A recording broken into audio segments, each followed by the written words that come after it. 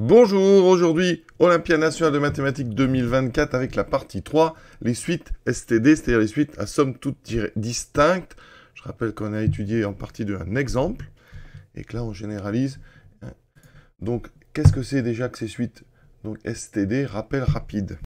Je vais appeler UN l'ensemble des termes de la suite de UN jusqu'à UN, d'accord? UN STD, ça signifie que toutes les parties non vides de UN, c'est-à-dire des ensembles que je construis à l'aide d'éléments de UN, eh bien, elles ont des sommes directes, d'accord? Des sommes distinctes, pardon. Et il existe donc 2 puissance n moins une partie de UN, ça on l'avait montré, et donc au maximum, on avait vu qu'il y avait 2 puissance n moins une somme. Or, la plus grande, puisque les éléments sont classés dans l'ordre, la plus grande, c'est U1 plus U2 plus U3, etc. jusqu'à UN. Donc ça, c'est la plus grande des sommes. Or, la plus grande de ces sommes, ben, c'est U1 plus U2, c'est quand on met tous les éléments. D'accord? C'est S de notre ensemble, la somme de UN. Et donc, on a 2 puissance n moins 1 entier non nul, différent, le plus grand est donc forcément supérieur ou égal à 2 puissance n moins 1. D'accord? Les sommes, en fait, elles peuvent être de 1 jusqu'à donc 2 puissance n moins 1. C'est le minimum que puisse y avoir. D'accord? Donc, la plus grande des sommes est supérieure ou égale à 2 puissance n moins 1. Et donc, ça veut dire que U1 plus U2, etc. jusqu'à UN est bien supérieur ou égal à 2 puissance n moins 1. 11b, donc on déduire que pour tout n supérieur ou égal à 2, UN est supérieur ou égal à 2 puissance n sur n. Comment va-t-on procéder? Alors, tout d'abord, rapidement au bruit, on va transformer ce qu'on veut montrer. On peut multiplier par n, qui est strictement positif. Ça fait NUN supérieur ou égal à 2. Donc voilà ce qu'il faut que je montre.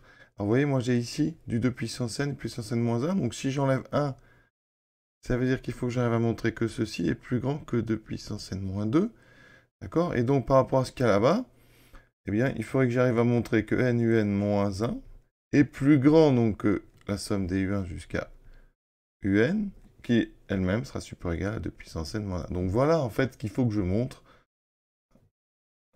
cette inégalité-là. Alors, première chose, on sait que UN est donc strictement plus grand que U1. Voilà, la suite est classée dans un ordre strict. Donc ici, UN est supérieur strictement à U2 et ainsi de suite, jusqu'à UN moins 1.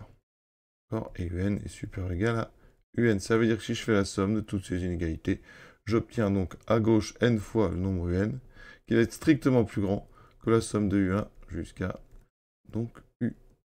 Voilà. NUN, c'est un entier. D'accord? Naturel. Ici aussi. On a donc deux entiers qui sont strictement classés. C'est-à-dire que le premier est strictement plus grand que le deuxième. Donc, ça veut dire que le plus grand est au moins un de plus que l'autre. Ça veut dire que si je fais NUN moins 1, si j'enlève 1, je suis toujours encore supérieur ou égal à la somme de U1 jusqu'à UN. C'est souvent comme ça qu'on peut transformer une égalité stricte en égalité large quand on travaille avec des entiers. C'est important à bien saisir. Avec ça, on utilise la question 11a. Ça, c'est supérieur ou égal à 2 puissance n moins 1. Et donc là, une petite question qu'il faut absolument se poser. Si on relit, c'est, on avait marqué n supérieur ou égal à 2. Alors où est-ce que ça intervient? Parce que la A, c'est n supérieur ou égal à 1. Donc ici, quand je fais cette inégalité stricte, il me faut au moins deux inégalités. Une large ici, la dernière, un supérieur ou égal à un, et il faut une stricte. Donc ça veut dire que ça, c'est pour n supérieur ou égal à 2, pour avoir au moins une ligne avec une inégalité stricte. Voilà pourquoi on peut en démontrer. Donc ça veut dire qu'on peut en déduire que pour tout n supérieur ou égal à 2, NUN-1 est donc plus grand que 2 puissance n-1.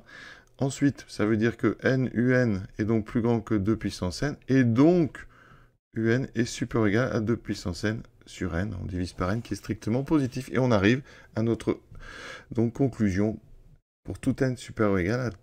La question 12. Alors, question 12, il y a 4 sous-questions dedans, c'est très compliqué. Alors, c'est pas hors programme, on est sur le verbe aléatoire.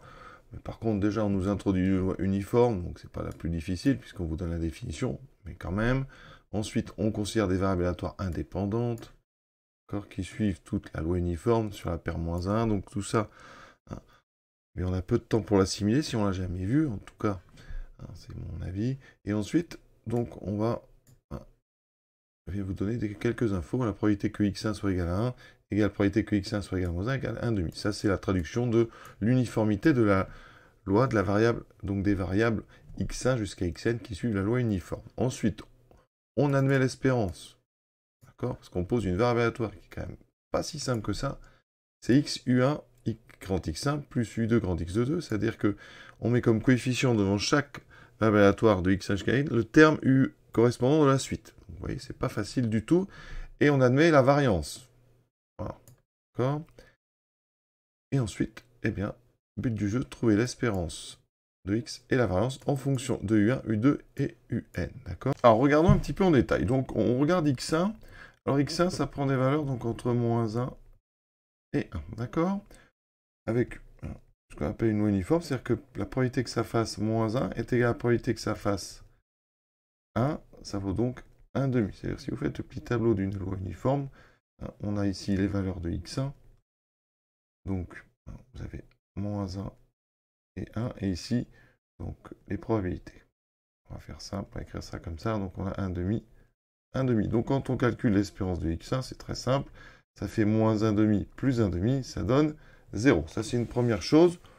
Voilà. Alors, si vous vouliez, par exemple, la variance, ça permet de rappeler le cours. La variance, c'est donc la probabilité multipliée par la valeur moins l'espérance. Donc, ici, l'espérance, c'est 0. Ça donne ceci. Donc, l'autre probabilité, l'autre valeur moins l'espérance. Voilà. Ça fait des 1,5 plus 1,5. La variance, c'est 1. Alors, la variance, ça vous amène ce qu'on appelle l'écart type. L'écart type, c'est la racine carrée de la variance. Ici, donc, l'écart type vaudra racine de 1 qui vaut 1. Ça veut dire que vos valeurs sont, on va dire, en moyenne, écartées de 1 de l'espérance, ce qui est le cas, puisqu'elles valent soit 1 ou -1. D'accord? C'est pareil donc pour x2 jusqu'à xn. Ça veut dire qu'un vraiment là, pour tous les xi, la variance vaut 1, l'espérance vaut 0. Donc j'utilise les deux formules qu'on m'a données. Vous voyez, on m'a donné, on a dit qu'on admettait, on admet que l'espérance, c'est donc u1, e2, x1, etc. jusqu'à un, e de xn. On a vu, hein, tous les e de x1, ei de x2 jusqu'à e de xn sont nuls. Donc ça fera 0. Vous avez des u1 fois 0 plus u2 fois 0, ça fait toujours 0. Pour la variance, on nous a dit que c'était u1 au carré fois la variance de x1. Mais la variance de x1, ça fait 1. Plus u2 au carré fois la variance de x2. Donc on a en fait une somme avec uniquement les termes au carré fois. Donc ça veut dire que la variance, c'est donc u1 carré plus u2 carré. On va mettre les petits points jusqu'à donc un carré. Voilà. Autrement dit, la somme pour k allant de 1 à n duk au carré. Ça veut dire que finalement, c'était une question assez simple, mais un texte compliqué. Donc la seule chose qu'il fallait savoir, c'est que pour calculer donc la variance, vous prenez la somme des probabilités multipliées par les valeurs moins l'espérance que vous mettez au carré. Alors ici, l'espérance valant 0, ça se résume tout simplement au xi carré, vous voyez.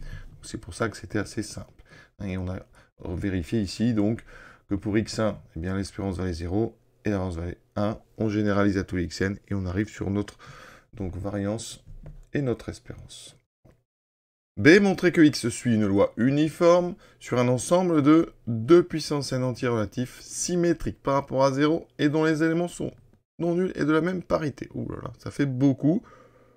On va commencer par montrer déjà qu'il y a un ensemble de 2 puissance n entiers relatifs. Alors, les valeurs de x, elles sont, donc c'est des u1, grand x1, etc. Avec, à chaque fois, hein, je rappelle que grand xi vaut 1 ou à partir, ça sera mieux, à partir à l'ensemble, moins 1. C'est-à-dire que ça vaut soit 1, soit moins 1. Ça veut dire qu'à chaque fois que vous choisissez des valeurs de x1, de x2, etc., de grand xn, vous obtenez une valeur de x. La question, c'est est-ce qu'on peut, avec deux choix différents, obtenir deux fois la même valeur? Par exemple, si je prends u1, là, je dois choisir un coefficient qui sera plus ou moins 1. Ensuite, je dois choisir un coefficient pour avoir u de plus ou moins 2, etc. Jusqu'au dernier, plus ou moins 1, un. Donc, je fais un premier choix. Ça pourrait être, par exemple, u1, moins u2, plus u3, etc. D'accord? Vous choisissez à chaque fois. Et après, on peut en choisir une deuxième. Par exemple, moins u1, moins u2, moins u3, etc. Et à chaque fois, hein, donc vous choisissez un signe à mettre devant le terme 8. Et vous obtenez à chaque fois des sommes. Est-ce qu'on peut avoir deux fois la même somme? La réponse, c'est non. Parce que la suite, elle est STD. Alors, je prends x1 jusqu'à xn, donc un n uplet d'éléments soit qui valent moins 1, soit qui valent 1. Donc dans le produit cartésien, moins 1, 1, puissance n. C'est comme ça qu'on note. Donc en fait, vous avez ici une liste de n nombres qui sont tous des 1 ou des moins 1. Et j'en prends une deuxième liste, mais je prends deux listes différentes, d'accord? Et je prends ces deux listes de façon à ce qu'il y ait égalité. Et on va voir, est-ce que c'est possible? Est-ce que c'est possible qu'on ait égalité avec des suites distinctes? C'est un raisonnement par absurde que je vous propose. Je suppose qu'il y a une égalité, et on va montrer que ça n'est pas possible. Alors comment on fait? Maintenant, on va simplifier. Parce que de chaque côté, il y a des xi qui valent des yi. Et donc, comme ils ont le même coefficient ui, ils vont se simplifier. Il me reste, en fait, de chaque côté, des termes de la suite, d'accord, qui seront les mêmes, mais avec des signes opposés. Les 1 et les moins 1. Et je vais tous les mettre à gauche. Qu'est-ce que j'obtiens? Il reste des deux côtés des u avec des coefficients opposés. Alors, je vais donner un exemple, ce sera plus clair. Par exemple, si j'avais u1 plus u2, moins u3, moins u4, plus u5. De l'autre côté, j'aurais eu, par exemple, moins u1, plus u2, moins u3, plus u4, moins u5. Première étape, je vous l'ai dit, on simplifie les termes qui sont les mêmes. Ouais, u2 se simplifie. u3 aussi. Les autres, non. Dans ce cas-là, il me reste, voyez, de chaque côté, les mêmes termes avec des signes opposés. Donc là, l'astuce, c'est qu'on va mettre tout ce qu'on a moins à gauche.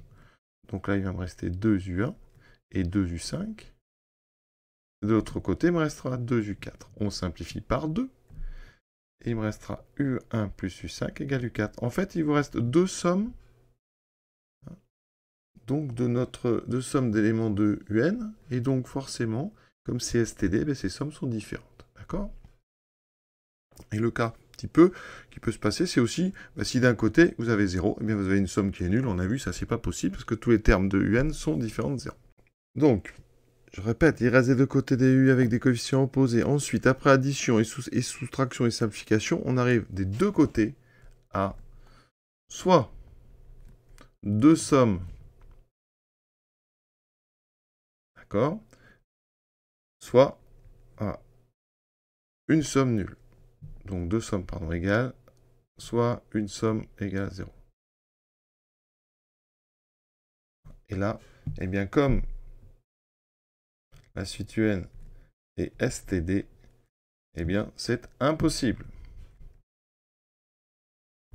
Donc, l'hypothèse est fausse. Donc, quels que soient les coefficients que je mets, eh bien, j'obtiens des valeurs différentes. Donc, toutes les conclusions propres. Chaque choix, donc, des coefficients, donc des UI dans ma somme grand X, chaque choix, donc c'est des NUplets qui sont tous à valeur dans moins 1, et bien chaque fois ça donne un terme différent des autres. Combien il y a de NUplets possibles?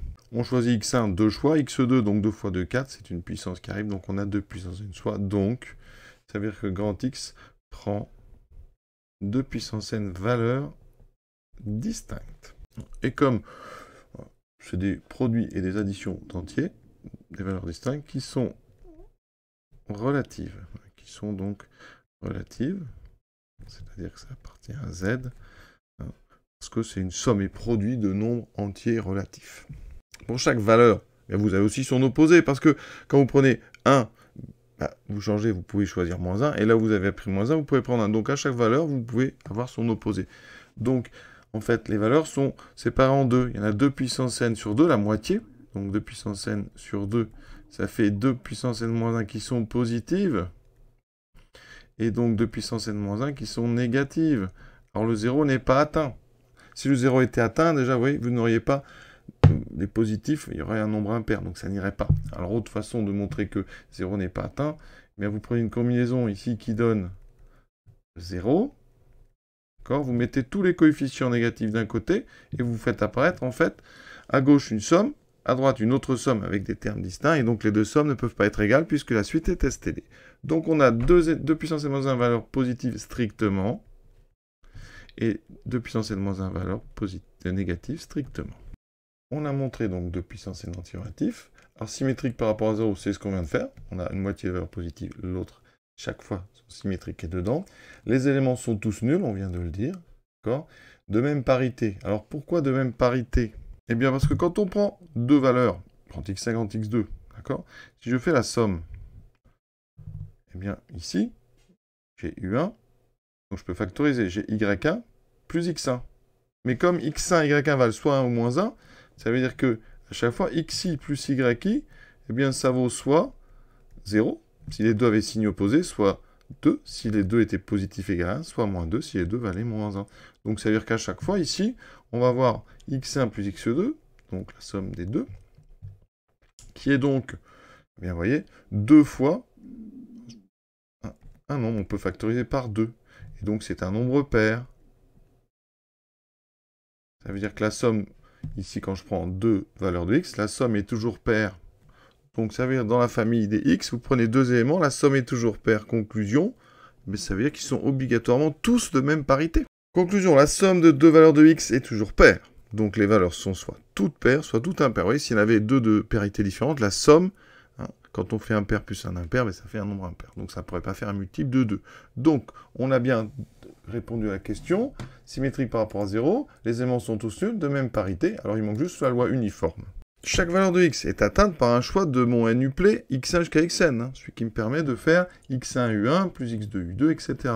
Donc chaque nuplet a autant de chances d'être choisi que les autres. Hein. Il y a 2 puissance n choix, puisqu'on a vu qu'il y avait 2 puissance n nuplet. Donc chaque valeur a une probabilité d'être atteinte, une proba de 1 sur 2 puissance n. Donc on a bien une loi uniforme. Toutes les valeurs de x ont la même probabilité 1 sur 2 puissance n. Si on devait établir la probabilité, on aurait les valeurs de x, de grand x, qui seraient à 1, à 2, etc. jusqu'à a, donc indice 2 puissance n. On dit il y a 2 puissance n valeurs possibles. Les probabilités sont toutes de 1 sur 2 puissance n. Voilà. Donc, ça veut dire qu'ici, grand x suit la loi donc uniforme, d'accord, avec n, 2 puissance n valeurs. On a terminé donc cette question B, donc grand x suit bien une loi uniforme. Sur un ensemble de 2 puissance n entier, relatif, symétrique par rapport à 0, et les éléments sont tous nuls et de même parité, on a terminé. On passe à la question suivante. Pour cette question C, alors, on a d'abord calculé la variance, tout à l'heure, on nous a dit que c'était u1 carré plus, etc., jusqu'à un carré. Maintenant, on vient de faire un travail sur x. On sait que x suit une loi uniforme. Donc, sur 2 puissance n entiers, qui sont tous opposés 2 à 2, hein, il y a la moitié positif et la moitié négatif. Alors, je vais appeler les positifs de v1 jusqu'à v, donc indice 2 puissance n moins 1, d'accord? Et ensuite, pour les autres, c'est les opposés, donc je mets des moins. Quand on calcule la variance, combien vaut la variance de x? Alors, c'est une loi, on a dit uniforme. Chaque valeur a une probabilité de 1 sur 2 puissance n. Donc, la variance, c'est la somme, donc, pour tous les... Donc, toutes les valeurs de x, c'est la somme des 1 sur 2 puissance n moins 1 fois la valeur de x moins l'espérance de x. Donc ici, valeur de x, il y en a 2 puissance n, et on a ça au carré. Alors, l'espérance, on a vu, vaut 0, donc ça veut dire que c'est la somme. On a ici, en fait, tout simplement, la somme de carrés. Donc on met 1 sur 2 puissance n moins 1, et les carrés ici, on va les grouper en deux. Hein, on a la moitié qui correspond au V1 jusqu'à V, indice 2 puissance n-1, et les opposés. Mais les carrés, au carré, ça donne la même chose, hein, d'accord? Ça, c'est même carré. Donc, le 1 sur 2 puissance n, je le sors. Il me reste la somme pour donc l'indice i allant de 1 à 2 puissance n moins 1, des VI carrés. Les carrés de mes VI, vous voyez? Ensuite, une chose intéressante, c'est que les VI, de V1 jusqu'à V2 puissance n moins 1, ils sont positifs, tous distincts, c'est intéressant, et surtout de même parité. Donc, ça veut dire que si je fais eh bien, les V1 jusqu'à V2 puissance n moins 1, on peut donc dire que, par exemple, V1 est forcément supérieur ou égal à 1. Dans ce cas-là, V2, ça supérieur ou égal à 3 au minimum, parce qu'ils sont de même parité. La plus petite valeur pour V1, c'est 1, la plus petite pour V2, c'est 3, et ainsi de suite. Et donc, ça veut dire que V3 est plus grand que 5, V4 sera plus grand que 7, et donc on va pouvoir ici, dire que cette somme, elle est forcément plus grande. Alors, le coefficient, lui, ne bouge pas, mais ici, on va, à la place de mes VI carrés, on peut mettre tous les nombres impairs. Donc ici, les nombres, alors le dernier ici, donc il y en aura combien? Donc il y a 2 puissance n moins un nombre impair qu'on va écrire. Donc les nombres impairs, ça s'écrit 2i, d'accord? Et donc ici, le premier, ça doit être 1, donc c'est 2i moins 1. Et vous les mettez au carré. Ça veut dire que cette somme de carrés de VI, elle est plus grande que la somme des carrés des impairs, puisque chaque terme est plus grand que le nombre impair, et que ça fait comme ça, V5 supérieur à 9. Donc si vous faites la somme des carrés, on aura une somme supérieure à la somme des carrés des nombres impairs. Regardez, on se rapproche du texte. Hein. Donc cette somme, si je l'écris sans le symbole sigma, la somme donc de i égale 1 à 2 puissance n moins 1, des 2i moins 1 au carré. C'est donc la somme des impairs. J'ai donc 1 au carré, plus 3 au carré, plus 5 au carré. Je vais faire comme dans le texte, plus 7 au carré, etc. Jusqu'à Mon dernier terme, donc c'est 2 fois i, donc 2 fois 2 puissance n moins 1 au carré. Ici, regardez, donc ça me fait toujours les carrés des impairs. Et là, le dernier terme, 2 fois 2 puissance n moins 1, eh bien ça fait 2 puissance n. Le moins 1 était déjà là, au carré. Donc c'est exactement ce qu'on a. Donc là, on commence à être pas mal du tout, on se rapproche du texte. Donc v de x, c'est bien 1 sur 2 puissance n moins 1 fois la somme des carrés des impairs jusqu'à 2 puissance n moins 1 au carré. Or, v de x, on l'a déjà vu, c'est un au carré plus, etc. jusqu'à un carré. Et ça, on sait que, on le répète encore, mais u1 est strictement plus petit que un. D'accord? Enfin, inférieur ou égal, parce que là, on a n supérieur ou égal à 1, donc il faut faire attention. Donc, pareil pour u2, pareil pour u3, d'accord? Ça veut dire que cette somme, elle est inférieure ou égale à n. Il y a n termes, ils sont tous inférieurs ou égaux à un. Donc, c'est inférieur à n un carré. Et on est arrivé, regardez, je vais mettre ça ici. La variance, elle est donc inférieure à n, ici un carré. Donc, il me reste à diviser par n, à réécrire les choses dans le bon ordre, et regardez. Ça nous donne donc 1 sur n fois 2 puissance n moins 1. On peut diviser par n puisqu'il est supérieur ou égal à 1. Fois donc 1 au carré plus, ici donc 2 puissance n moins 1 au carré. Et donc inférieur ou égal à un carré. Voilà, et donc si j'écris plutôt un carré à gauche, eh bien ça veut dire que un carré est supérieur ou égal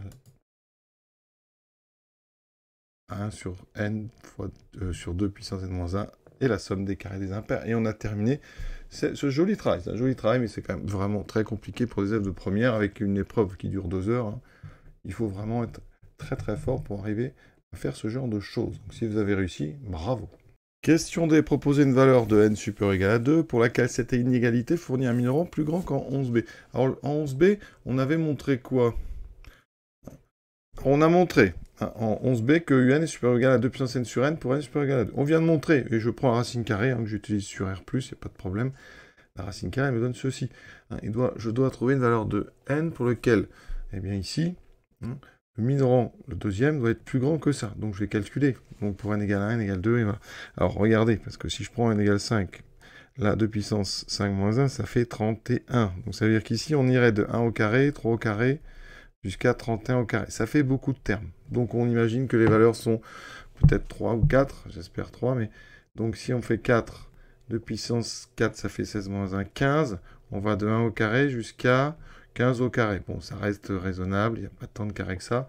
Alors, on va d'abord essayer donc pour n égale 3. Donc, l'inégalité 11b, qu'est-ce qu'elle me donne? Elle me dit que un est supérieur ou égal à pour n, donc pour tout n supérieur ou égal à 2, 2 puissance 3, 8 sur 3, 8 tiers. La deuxième, d'accord? Alors, je vais devoir calculer déjà, donc 1 sur, alors pour n égale 3, 3 fois 2 puissance 2, ça fait un 12e. Et on a 1 au carré plus 3 au carré jusqu'à, donc 2 puissance 3, ça fait 8 jusqu'à 7. Donc on n'a pas tant de carrés que ça, il n'y en a que 4. Ça donne 1 sur 12, 1 plus 9 plus 25 plus 49. Alors 49 et 1, 50, 75 et 9, 84 sur 12. Donc je divise par 2 et par 2, 42, 21 sur 3, ça me fait 7. Ah oui, donc 7. Alors, racine de 7 et 8 tiers. Donc je mets au carré 8 tiers, ça fait 64 sur 9. 7, c'est 63 sur 9. Ça veut dire qu'ici, on est encore un petit peu avant, hein, parce que là, c'est 64 sur 9 au carré. Hein, et là, je n'ai pas encore pris la racine, ça donne 63 sur 9. Donc, ça veut dire pour l'instant, celle du 11b donne un minorant plus grand. Pour n égale 4. Donc, 2 puissance 4 sur 4, ça veut dire que n est supérieur, alors ça fait 16 sur 4, ça fait 4. Avec l'autre, inégalité. Donc pour n supérieur ou égal à 1, on a donc 1 sur 4 fois 2 au cube. 2 au cube, ça fait 8. Ensuite, des carrés. 1 au carré, 3 au carré, bon, 5 au carré, les mêmes que tout à l'heure, plus 7 au carré, plus 9 au carré. On va jusqu'où? J'aurais dû calculer.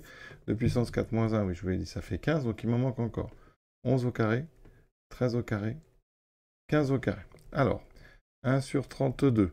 Donc on a déjà dit, hein, cela, ça faisait 84. Il me reste donc 81, 121, 169 et 15 au carré, 225. En additionnant, vous voyez, je viens de le faire, ça fait 680 sur 32. On divise par 2. 340 sur 16. 170 sur 8. 85 sur 4. Donc là, ça fait du 20. 21,25. Donc, c'est-à-dire qu'avec la deuxième, on a UN qui est supérieur ou égal à racine de 21 sur 25. Alors que là, UN est supérieur ou égal à racine de 16. Donc, vous voyez qu'ici, le minorant est maintenant plus grand. Donc, n égale 4, ça suffisait. On a donc répondu à la question. Et donc, cet exercice est terminé. Voilà, j'espère que vous avez pu comprendre comme ça les questions. Je vous souhaite une bonne fin de journée. Si vous avez des petites remarques, n'hésitez pas évidemment. À bientôt.